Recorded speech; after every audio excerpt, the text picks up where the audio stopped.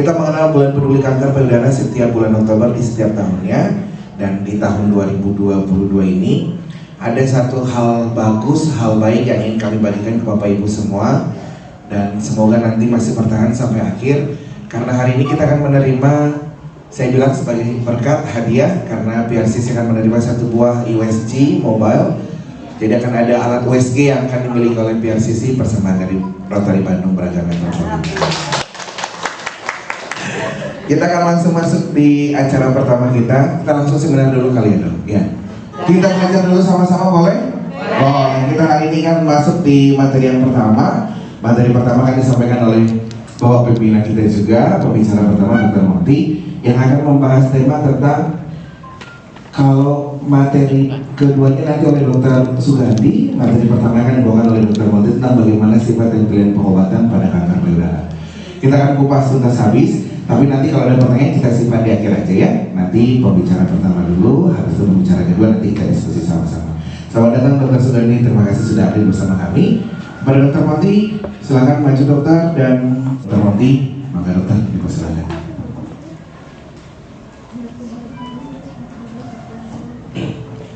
Assalamualaikum warahmatullahi wabarakatuh. Mungkin maju aja ya, isi waktu tempatnya yang kosong ya, nanti kalau ada yang baru bisa langsung duduk. Selamat pagi Ibu-Ibu, selamat pagi Dr. Sugandi, terima kasih udah datang di acara kita. Memang hari ini kita terbatas karena kita ingin siapa yang datang hari ini bisa berbagi dengan teman-teman yang lain. Jadi makanya tempatnya juga terbatas. Tidak seperti waktu kita di Bumi Sangkuriang kita banyak. Hari ini terbatas supaya nanti sekali lagi Ibu Bapak sekalian bisa berbagi yang dimaksud dengan radioterapi itu apa, yang dimaksud dengan modalitas terapi itu apa, supaya pesan dari bulan kanker payudara bulan Oktober ini tersampaikan. Kita berharap ibu-ibu dan bapak yang hadir di sini bisa menjadi duta untuk menyampaikan sebaiknya pengobatan itu dini, tidak boleh terlambat, karena selama ini sampai dengan hari ini masih selalu terlambat. Kalau terlambat, prospeknya tidak terlalu baik. Karena apa? Nanti kita lihat sama-sama di slide. Jadi pertama, saya sering memperoleh pertanyaan, saya harus berobat kemana? Harus ke dokter penyakit dalam atau ke dokter bedah? Nah, ini harus dipahami bahwa kanker itu ada tumor solid, padat, dan ada yang tumor non solid. Apa yang disebut non solid adalah, non solid itu adalah kanker darah, limfoma maligna atau NHML kalau ada yang pernah dengar. Terus atau leukemia itu adalah kanker darah. Kalau kanker darah itu pengobatannya berbeda dengan kanker yang solid. Ini kalau kanker darah, contohnya limfoma atau kanker kelenjar getah bening, terus leukemia itu kanker sumsum tulang belakang, itu modalitasnya berbeda. Mereka nomor satu adalah kemoterapi, target terapi, ada juga radiasi pada sumsum tulang belakang, dan transplantasi. Dokter yang terlibat yang utamanya adalah dokter spesialis dalam konsultan onkologi. Jadi salah kalau berobat tumor solid ke medical onkologi atau ke spesialis penyakit dalam onkologi medik. Itu nggak pas, karena mereka utamanya adalah kanker darah. Nah, terus kemudian di sini ada katanya tadi kanker darah, tapi kok ada bedah onkologi?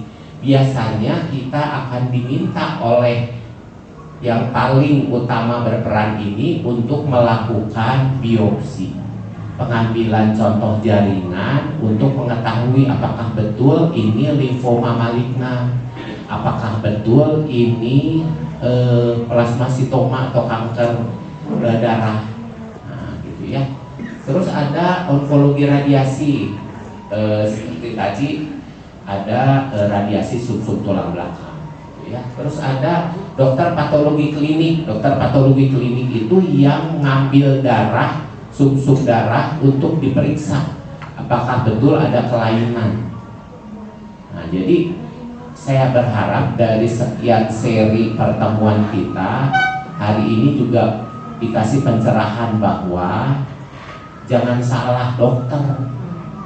Kemarin ada yang keluhannya A, terus minta, dok bisa nggak ya saya ke dokter B? Kan keluhannya A, harusnya ke dokter A, jangan ke dokter B. Dokter B urusannya ngurus B, nggak ngurus A, gitu ya. Terus spesialis patologi anatomi. Nah, kalau solid tumor adalah tumor yang berasal dari jaringan dan berupa padat. Dia berupa padat, ya. Ini contohnya nih, ada kanker usus, kanker prostat, kanker payudara, kanker paru, kanker kulit, kanker lever, kanker tulang, kanker ovarium, kanker pankreas, kanker otak. Nah, ini solid tumor. Bisa ke bedah onkologi? Nggak bisa. Bedah onkologi itu hanya kanker payudara, kanker kulit, kanker tiroid, di sini head and neck cancer, dan kanker kelenjar liur jarang. Tapi kalau misalnya kanker usus itu harus ke bedah saluran cerna, bedah digestif. Tuh, jadi juga jangan ke penyakit dalam nggak bisa, pasti ke bedah digestif. Terus penanganannya kalau kanker usus nanti akan dinilai bisa dioperasi atau tidak, dan kemudian mereka sendiri yang melakukan kemoterapi. Gitu, ya. Nah, sekarang hari ini kita karena sesuai dengan bulan kanker payudara, kita bicara kanker payudara ya. Ini udah berulang-ulang kita sampaikan bahwa kanker payudara itu berasal dari saluran ASI, namanya duktal, dan kelenjar ASI, namanya lobuler. Kenapa ini penting? Karena kalau lobuler, kankernya di lobuler atau di kelenjar ASI, resiko kena dua-duanya lebih besar daripada kena yang hanya satu sisi. Tuh ya, kalau duktal biasanya satu sisi, tapi kalau lobuler biasanya bisa dua sisi. Nah, ini disebabkan karena hormon estrogen. Hormon estrogen ini merusak DNA. Jadi hormon estrogen. Kalau ibu-ibu nanya kenapa ya dok, saya sebabnya kenapa? Saya hanya bisa cerita dari dasar ini bahwa penyebabnya adalah hormon. Ada beberapa persen yang menyebabkan ada kelainan genetik, tapi persentasinya kecil. Nah, ini risiko kanker payudara itu kalau waktu muda sudah pernah dioperasi, misalnya tumor jinak umur 17 atau umur 20 tumor jinak, itu harus dinilai sebagai risiko bahwa udah 2 kali dalam periode waktu kena tumor jinak, makanya itu dia masuk dalam resiko. Terus kalau menstruasinya 12 tahun udah menstruasi teratur, itu berarti dia resiko. Jadi makin cepat dia terpapar hormon estrogen dan makin lama dia berhenti paparan hormon estrogen, makin besar risikonya.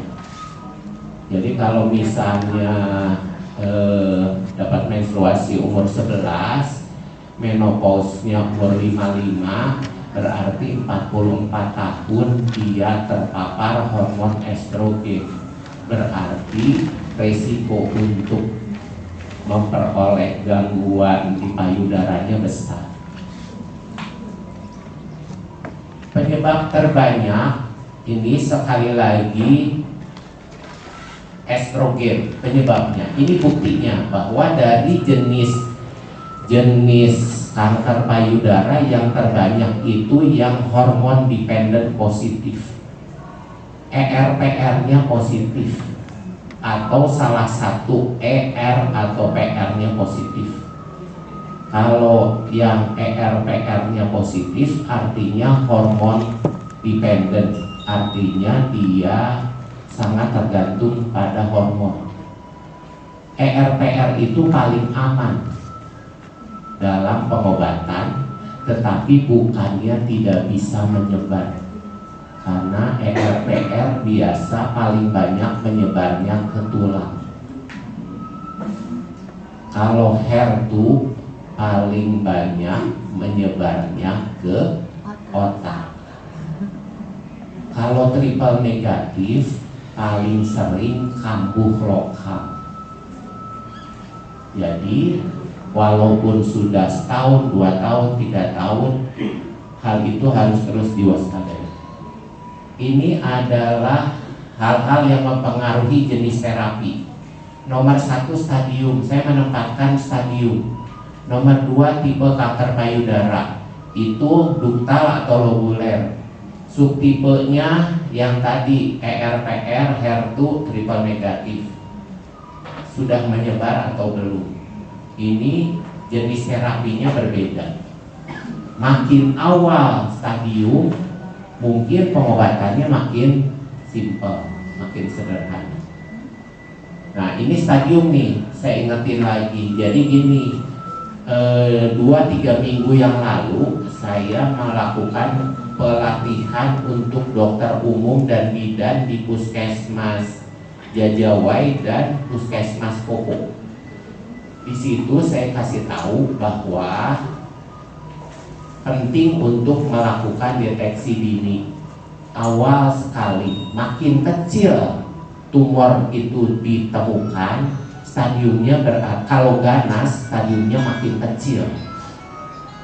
Waktu itu kenalannya Ibu Lina di Woromius, ukurannya kecil, ukurannya 2 cm, berarti pas perbatasan antara stadium 1 dan stadium 2. Dilakukan tindakan operasi, nggak dikemo karena stadium awal, derajatnya rendah dan tidak ada metastasis ke kelenjar getah bening. Jadi sekali lagi stadium itu penting. Tolong sampaikan pada teman dan keluarga bahwa stadium itu penting. Jangan sampai tertunda terlalu lama, karena menunda itu tidak menyebabkan lebih baik. Ini tipenya nih, tipe kanker payudara duktal. Tadi duktal dari saluran, lobuler dari kelenjar. Ini juga ada yang mix, duktal dan lobuler. Terus ini inflamatori semuanya, ini musim. Jadi utama besarnya adalah duktal dan lobuler. Ini adalah subtipenya ERPR, urusannya dengan ERPR. ERPR HER2 triple positif itu berarti ERPR-nya positif, HER2-nya positif. Triple negatif artinya semuanya negatif. Kalau semuanya negatif, dari pengalaman di klinik, mereka alhamdulillah dok negatif semua. Kalau menurut ibu-ibu negatif semua lebih bagus, lebih jelek? Susah. Ya. Nah ini nih subtipenya. Jadi hormon dependent non progresif. hormon dependent progresif. Apa bedanya ini? Ini harus dilihat dari KI 67. Jadi di formulir PA-nya itu ada KI 67. Kalau kurang dari 20 non progresif, di atas 20 progresif. Kalau di atas 20 berarti kita harus lebih disiplin. Ya. HER2 itu adalah kanker payudara dengan sifat tumbuh menyebar lebih cepat dan agresif dan harus dikasih obat khusus namanya trastuzumab. BPJS tidak nanggung. Kalau nanggung katanya harus ada penyebaran dulu baru ditanggung. Kalau enggak ditanggung. Ya. Nah, ini triple positif adalah hormon dependent, PRPR, dan HER2-nya positif. Ini yang triple negatif, kanker payudara invasif ke sekitar jaringan darah. Ini semua balik lagi ke ukuran. Makin awal pasien itu datang, ininya makin rendah diperhatikannya. Makin tinggi stadium, ukuran tumor makin besar, ini makin berpengaruh. Makanya balik lagi sedini mungkin. Karena seringkali ada yang mungkin dikasih tahu oleh mungkin kenalan ibu-ibu, dikasih tahu, tapi mereka nggak berani. Nah, itu yang belum tersampaikan. Kita sudah ada 6 tahun yayasannya, PRCC-nya, trisinya juga udah lama. Nah, harus terus digaungkan bahwa harus awal. Ya. Ini adalah tempat penyebaran. Paling banyak adalah kelenjar getah bening regional. Yang kedua adalah alat dalaman. Alat dalaman itu tulang, terutama yang hormon positif, terus liver, paru-paru, dan otak. Kalau otak itu HER2 positif. Ada beberapa anggota kita juga seperti ibu siapa ya, tunggu, ibu yang dari Telkom dulu siapa ya? Ibu Betty juga waktu itu meta otak HER2 yang positif. Nah, sifat kanker payudara progresif, cepat tumbuhnya, recurrent, mudah kambuh, metastasis mudah menyebar. Tetapi kalau dalam keadaan awal dia tidak memberikan sakit. Jadi jangan, sekali lagi harus diluruskan di mungkin kenalan-kenalan di grup, di arisan, di pengajian, bahwa kalau kanker awal itu nggak sakit dan tidak teraba masa. Kalau udah teraba mah udah besar berarti. Nah, cara mencapai tujuan: nomor 1 lokal kontrol, nomor 2 sistemik kontrol. Lokal kontrol itu adalah melakukan pengendalian lokal dengan cara operasi pengangkatan dan radiasi adjuvan. Nah, itu biasa dilakukan untuk mengendalikan lokal. Jadi kalau stadiumnya awal, kita cukup ini saja. Begitu sudah melibatkan umum, sudah melibatkan kelenjar getah bening, apalagi sudah kemana-mana, maka masuk ke pengendalian sistemik, yaitu harus di kemo, imunoterapi, dan lain sebagainya. Sebagai contoh, imunoterapi belum ditanggung 100% oleh BPJS. Dokter yang terlibat untuk kanker solid, bedah onkologi radiasi, dan dokter spesialis patologi anatomi. Jadi misalnya, dokter, kenapa saya ada tumor payudara kecil nggak bisa diselamatkan? payudaranya. Namanya breast conserving, hanya diambil sebagian. Karena kita harus berhitung apakah waktu untuk dapat radiasinya cepat atau lambat. Selama ini seringkali tidak bisa cepat. Harusnya 3 minggu sudah bisa langsung diradiasi. Tadi dokter Sugandi bilang di Santosa alatnya udah 2, jadi sekarang sudah bisa lebih cepat, daftar tunggunya lebih pendek. Itu ya. Saya ajak ke sini soalnya supaya nanti ibu-ibu udah bisa ini lah, bisa SA sama dokter Sugandi kalau di Santosa. Loh, anak saya. Jadi bisa dibantuin. Nah, ini tujuan terapi kanker payudara itu survival rate, angka penyintasan 5 tahun, terus rekurensi rate, angka kekambuhan, disease free interval antara pertama sampai kambuh lagi berapa, makin panjang makin bagus, dan QOL artinya quality of life, jadi kualitas hidup yang baik. Jenis operasi pengobatan kanker, operasi. Kalau tumornya kecil, stadium awal, tujuan pengobatannya masih tercapai. Apa tujuan pengobatannya masih tercapai? Artinya survival rate-nya menurut perhitungan dokternya itu masih bisa di atas 5 tahun. Terus kemudian stadium recurrency rate-nya, angka kekambuhannya kecil. Terus kemudian quality of life-nya akan baik, maka biasanya akan dianjurkan untuk operasi. Jadi kadang-kadang ada pasien datang, dok saya mau di kemo aja lah, diobat aja, nggak mau dioperasi. Berarti dia dalam tanda kutip tidak mengerti bahwa kalau di kemo dulu berarti sudah lanjut. Kalau dianjurkan operasi berarti masih awal. Nah, ini jenis operasi nih, BCT, pengambilan seperempat bagian payudara dilanjutkan dengan radiasi atau pengangkatan semua. Kapan di kemoterapi? Jika belum dapat dioperasi karena stadium sudah besar, ukuran tumor besar sehingga harus diciumkan dulu.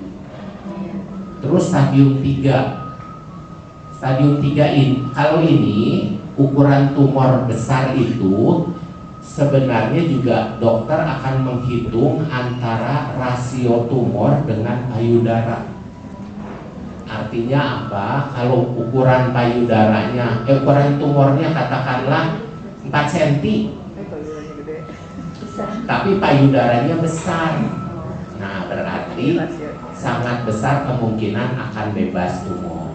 Tapi kalau payudaranya kecil, kalau 3-4 cm, jangan-jangan payudaranya udah keisi tumor semua. Itu kan beda ya. Nah, sudah dioperasi ternyata diketahui sudah menyebar ke kelenjar getah bening, berarti harus di kemo. Sudah menyebar ke bagian lain, paru-paru, liver, otak, berarti harus di kemo. Imunoterapi target pemberian obat khusus tergantung subtipe kanker payudaranya. Ya, imunoterapi ini tadi saya kalau triple negatif itu sering kambuh di lokal. Kalau banyak syaratnya, nanti terakhir kita sebut. Tapi kalau triple negatif dan ternyata harus dikasih imunoterapi, obat imunoterapinya tidak ditanggung oleh BPJS. Dan harganya sekali pemberian itu 68 dan harus dianjurkan diberikannya 24 kali dan tidak ditanggung. Nah, kalau HER2 obatnya trastuzumab itu baru ditanggung kalau sudah penyebaran. terapi hormon hanya pada kanker payudara dengan subtipe hormon reseptor positif yang ERPR-nya positif, premenopause, postmenopause obatnya beda. Ada yang progresif, ada yang tidak. Jadi hati-hati yang ERPR positif, saya udah minum letrozole rutin atau aromatase inhibitor yang lain, misalnya anastrozol, aromasin, saya udah rutin, udah aman ya dok ya. Harus kita tidak pernah tahu apakah dia kelompok progresif atau tidak, karena bisa tiba-tiba ada. Nah, kalau ada harus dikasih lagi obat. Obatnya juga nggak murah dan nggak ditanggung BPJS. Jadi masalah ada obatnya ada, tapi masalah penanggungannya belum. Ada yang tidak respon dan ada yang tahu. Nah, faktor yang mempengaruhi terapi kuratif itu artinya kita bisa sampai pada 5 tahun dengan mudah. Kita bisa tidak kambuh-kambuh, kita bisa quality of life-nya baik. Itu tergantung dari tipe tumor. Tipe tumor kita nggak bisa tahu. Kalau dapat kanker kita nggak bisa milih. Kita mau yang ductal apa mau yang lobuler, nggak bisa. Kalau yang lobuler bisa sebelahnya kena. Ada pasien baru konsultasi hari Sabtu kemarin, udah 10 tahun, yang kiri, yang dia datang karena yang kanan ada benjolan lagi 2 cm. Selasa besok akan diambil untuk diperiksa dan kalau ganas berarti diangkat. Nah, itu kita nggak bisa tahu, dia udah 10 tahun. Nah, tipe tumor ternyata dia pas dilihat di data lamanya dia adalah lobuler. Lobuler itu sangat sering dua-duanya. Jadi lihat lagi di labnya. Kalau stadium ukuran kurang 2 cm, 2 sampai 5, di atas 5 gitu ya. Terus beta lokal treatment yang baik, terus sistemik, prognostik master, dan target terapi kalau harus. Prospeknya balik lagi, stadium, subtipe, derajat keganasan, dan usia. Stadium diwarnai hijau berbeda supaya hafal bahwa ini adalah hal yang bisa kita kendalikan, kita ketahui, kita evaluasi. Hubungan ukuran tumor dengan stadium ini kurang dari 2 cm, 2 sampai 5 cm, di atas 5 cm dia udah melekat. Ya. Nih, 5-year survival, angka penyintasan. Kalau stadium 1 98%. Artinya dari 100 orang hanya 2 orang yang nggak bisa nyampe 5 tahun. Yang 98 orang lainnya bisa sampai 5 tahun bahkan lebih. Stadium 2 76 sampai 88. Stadium 3 49 sampai 56. Stadium 4 16. Ini kalau terapinya dilakukan lengkap. Ya. Jadi kalau sudah stadium, jadi misalnya stadium 3, ukuran berapa? Stadium 3? 5 ke atas. Nah ini 50%. Ya, dari 10 orang 5 bisa sampai 5 tahun, yang 5-nya ada keluhan baru sebelum 5 tahun.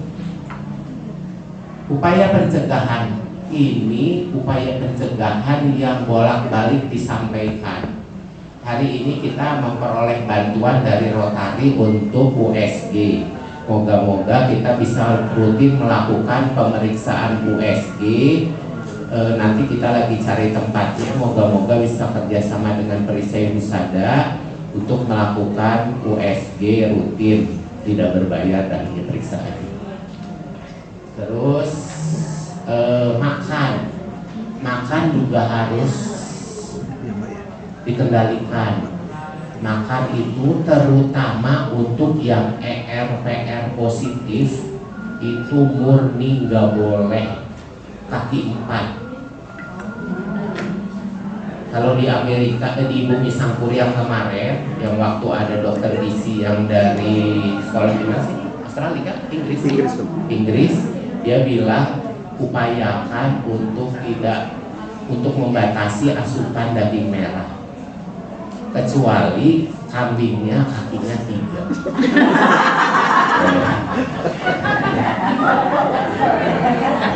Nah, jadi take home message-nya mulai mengatur pola hidup, makan, exercise, manajemen stres, melakukan general check up, waspada jika keluarga dengan kanker, mengikuti prosedur yang disarankan dokter, konsultasi pada dokter yang biasa menangani kanker solid, dalam hal ini kanker payudara.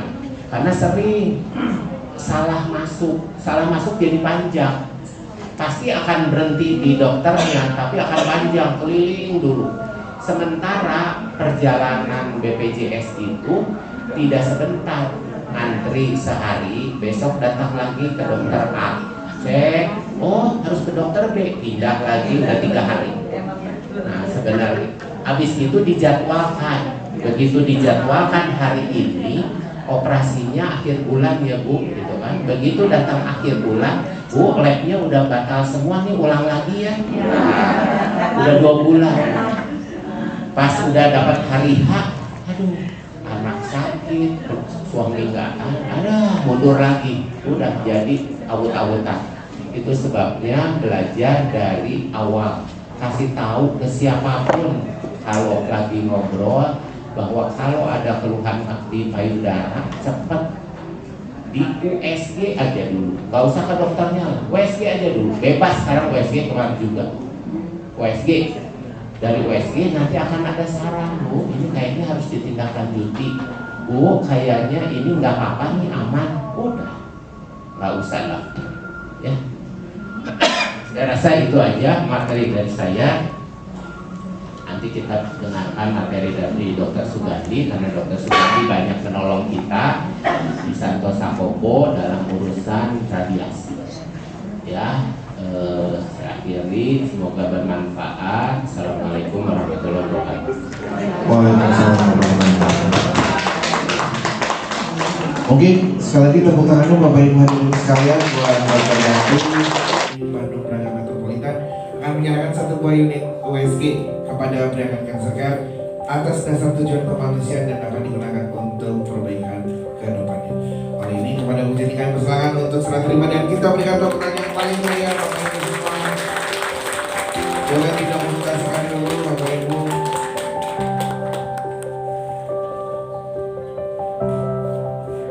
Panitia sebanyak berapa kali